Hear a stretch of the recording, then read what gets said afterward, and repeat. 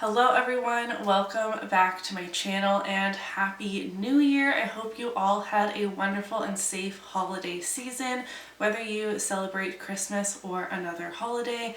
And I don't know about you, but the new year I always feel like it's a breath of fresh air, a chance to reset. I try really hard to set some goals, all of that. I'm not going to ramble on too much, but I did want to say sorry for leaving you guys hanging. I got sick. My kids gave me pink eye, which is why I have no eye products on at all. It's on the healing end, but I don't want to contaminate anything. It's mostly in this eye. I hope it doesn't look too gross. I feel like I waited to film until it didn't look so ew. But I have no eye makeup on, and so I couldn't film, and honestly I just kind of let it go like Elsa. I just spent the holidays spending so much time with my family. My husband actually got the whole week off, and it's just been nice to have like a slow paced, But that means that I'm so behind on all of my year-end and beginning of the year content. So I have a list of videos I'm trying to film and manifest some time to get them up for you guys. First up on that list is recapping the 23 makeup products I wanted to pan in 2023, which I remembered as I was putting together my list of 24 makeup products to pan in 2024. That will be a future video, but I wanted to recap how did I do last year. Spoiler alert, not very good. But before we hop into that, I wanted to thank Dossier once again for sending fragrances my way. I have been working with them a lot on my channel this past year, and I really, truly love the products. And in my last makeup rehab series, I shared about their sales going on for the holidays and the big box of fragrances they sent me through the winter. And I have two that I'm going to share with you specifically today. But if you're unfamiliar, Dossier is an affordable fragrance brand that oftentimes makes fragrances inspired by more high-end fragrances, but they also have original scents, which I am definitely very intrigued by. You can find Dossier at Walmart or on their own website, and they now have a Canadian warehouse and Canadian website, which is why I'm working with them so often on my channel, as I am Canadian. I have stepped into my fragrance era in this last year. I do have sharing a fragrance collection with you guys on my video list because my collection has grown substantially in the last year. I love fragrance so much, and I've really been exploring different scent profiles, which is what I use Dossier for.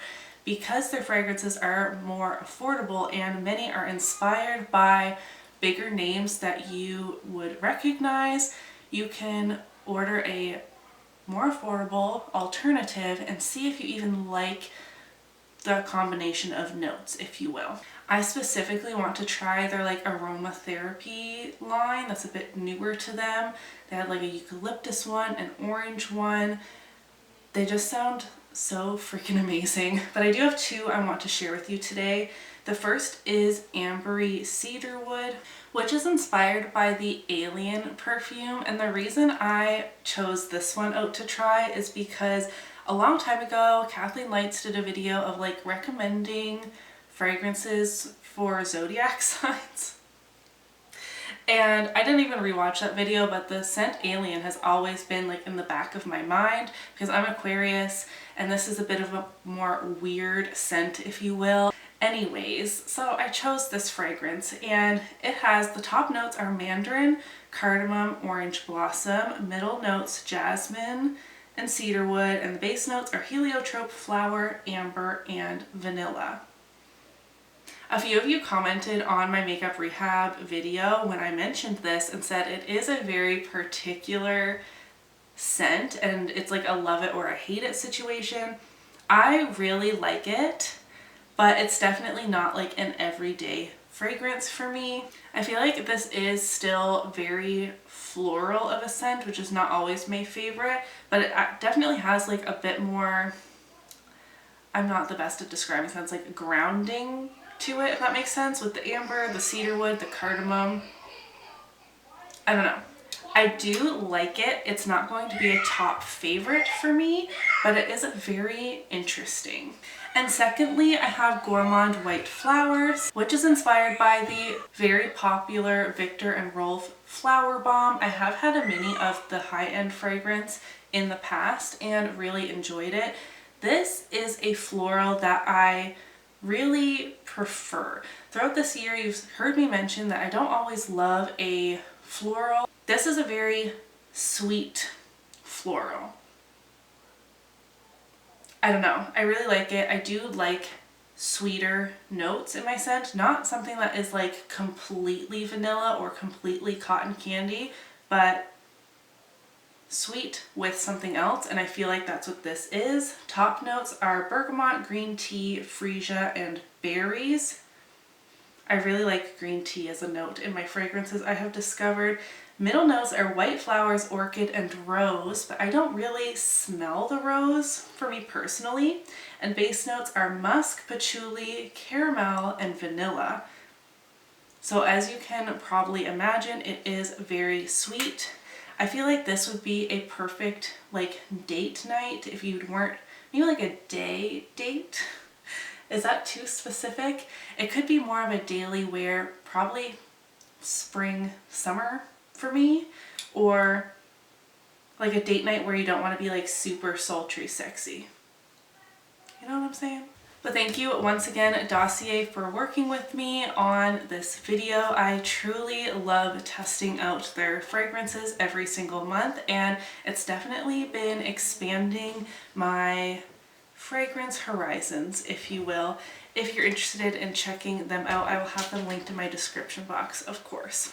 All right, now let's hop in to the 23 makeup products I wanted to pan in 2023. I definitely was not the most strategic in putting together this list of products. I rolled over everything I didn't complete from 2022 and then pulled in just the remainder of like my oldest makeup in my collection, but not like the oldest per category, just the top oldest products. And so there was a lot of very similar types of products in this list, and also just some really unrealistic. I don't know what I was thinking. I was thinking I'd have a better year in 2023 than I did, but here we are.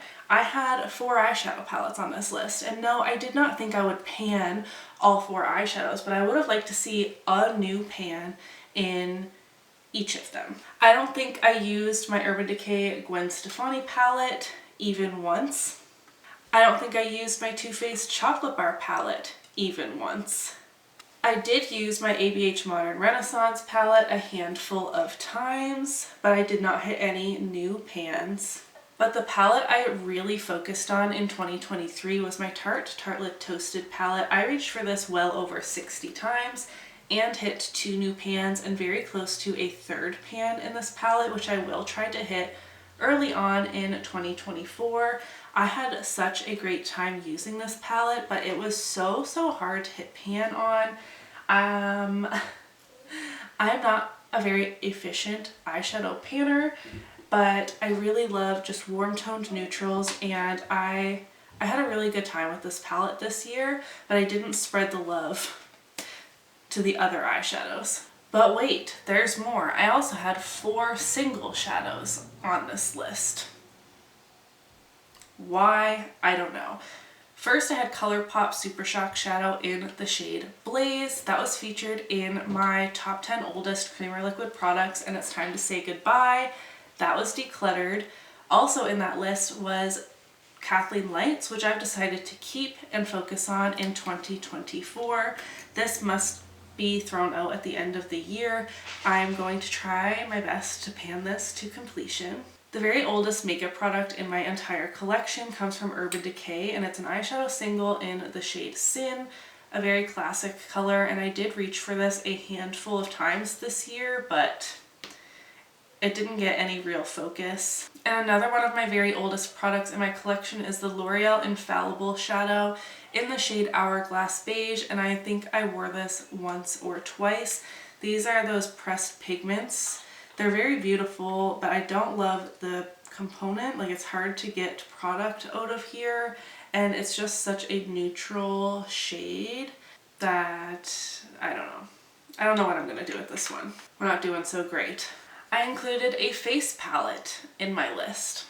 I, again, only used this a handful of times.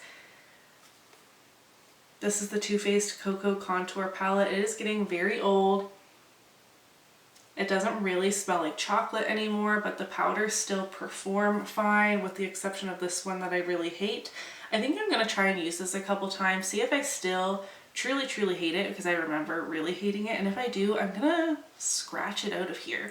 I want to be better about, even if it's in a palette, a face palette specifically, if I really hate a shade, just scratch it out and reduce my inventory. I think I'm gonna start doing that a bit more. Next, let's talk about some bronzer products. First, I did not focus on my Kevyn Aucoin contour powder at all this year. This was a big splurge for me at the time that I bought it, and I do have a dip in here, but I really don't think I'm like that close to pan or anything. But two bronzers I made amazing progress on in 2023. First is the Tarte Park Avenue Princess bronzer, and it is so thin in here. I really think I can finish this next year. And same with my NARS Laguna Mini. I repressed it into this compact. I even mixed in a bit of another bronzer, and I'm making great progress on this.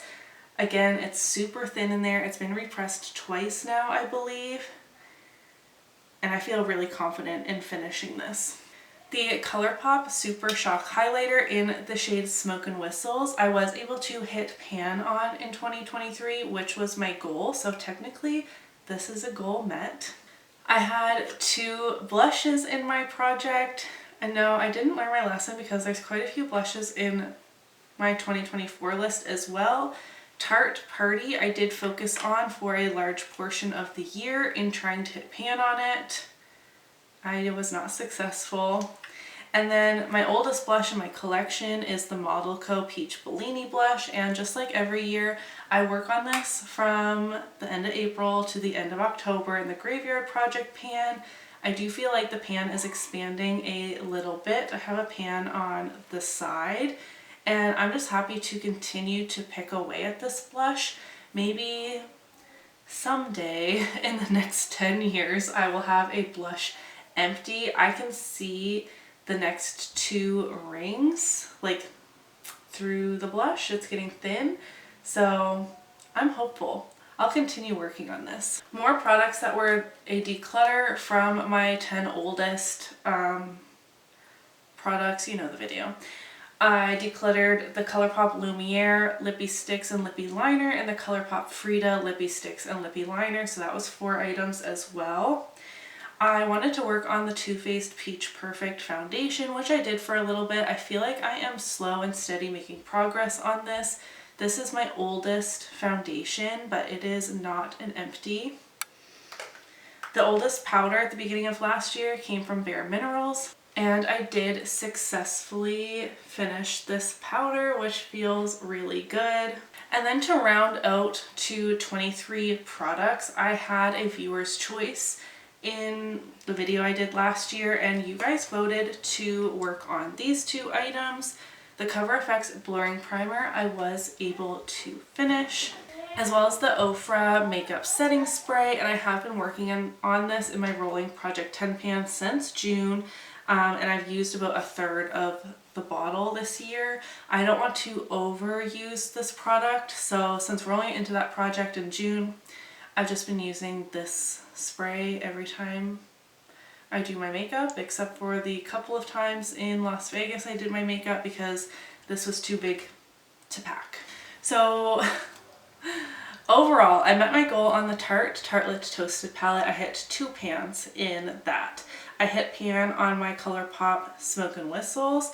Did my Tarte Park Avenue Princess bronzer have pan at the beginning of the year, or did I hit pan? unsure.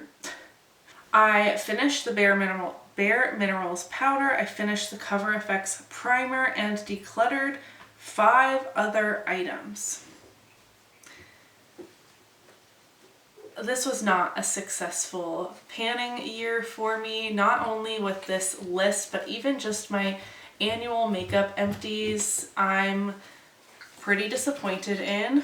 There were multiple factors for my terrible panning year because I didn't have a very good year in general. I'm not here to make excuses. I am here to say that I have done my 2024 list, like I mentioned, and I went easy on myself.